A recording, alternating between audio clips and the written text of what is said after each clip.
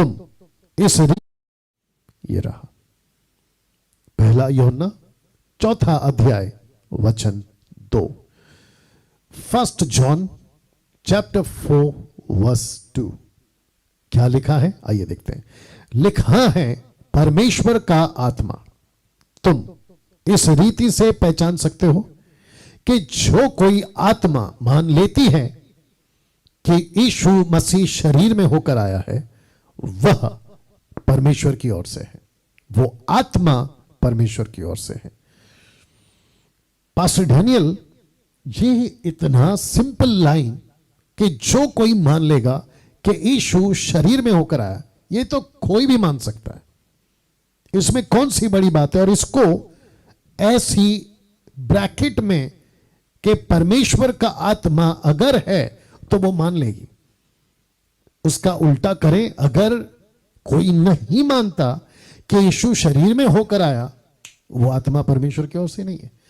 तो ये तो कोई भी मान सकता है, बट इसका जो लेखक है ना, जिसको कहते हैं जॉन, यूहन्ना, उसने एक पत्री पहले लिखी थी और उस पत्री को कहते हैं the gospel letter of John या गॉस्पेल जॉन या यूहन्ना सुसमाचार की पत्री।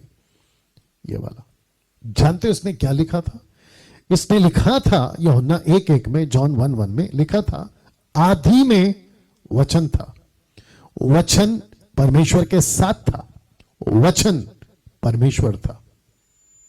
आप इसको पढ़े होंगे, लेकिन आपने इसी यूहन्ना को इसी अध्याय में वचन 14 में यह कहते हुए पढ़ा होगा जो मैंने अभी रखा है कि वचन देहधारी हुआ, द वर्ड बिकेम फ्लैश। तो इसका कनेक्शन इसके साथ है कॉन्टेक्स्ट में। तो लेखक पहली सदी में अपने जीते जी जब बातों को लिख रहा था, यीशु के 20 से 30 साल के बाद जब वो उठा लिए गए,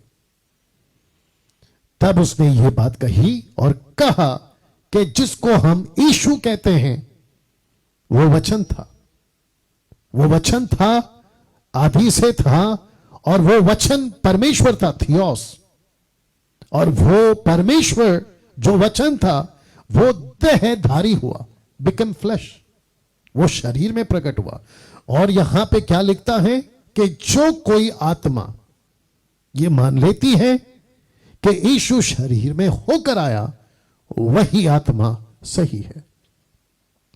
तो इसका मतलब ओनली जीसस, जोवा विटनेस, माता यरूशलेम, इल्युमिनाटी और ऐसे बहुत सारे कल्ट ग्रुप्स हैं जो ये कहते हैं कि यीशु परमेश्वर हो ही नहीं सकता, वो गलत आत्मा में आ गए। मैं अभी रखूंगा। तो इस वचन के मुताबिक यीशु देहधारी हुआ, क्योंकि यीशु परमेश्वर था, यीशु आदि से था, यीशु शुरू से था, he was from the beginning. तो इसी का 3 यानी कि पहला यूहन्ना 4 का 3 कहता है कि जो कोई आत्मा, ऐसी एक आत्मा जिसको कहते हैं परमेश्वर की आत्मा यानी पवित्र आत्मा, लेकिन एक और आत्मा है पृथ्वी पे, और वो लिखता है लेखक, जो कोई आत्मा यीशु को नहीं मानती वह परमेश्वर की ओर से नहीं। वही तो मसीह का विरोध की आत्मा है, जिसकी चर्चा तुम सुन चुके हो कि वो आने वाला है और अब भी जगत में है। तो मैं फिर से पीछे जाता हूं। आज का जो टॉपिक है, मसीह विरोधी की आत्मा अब भी जगत में है।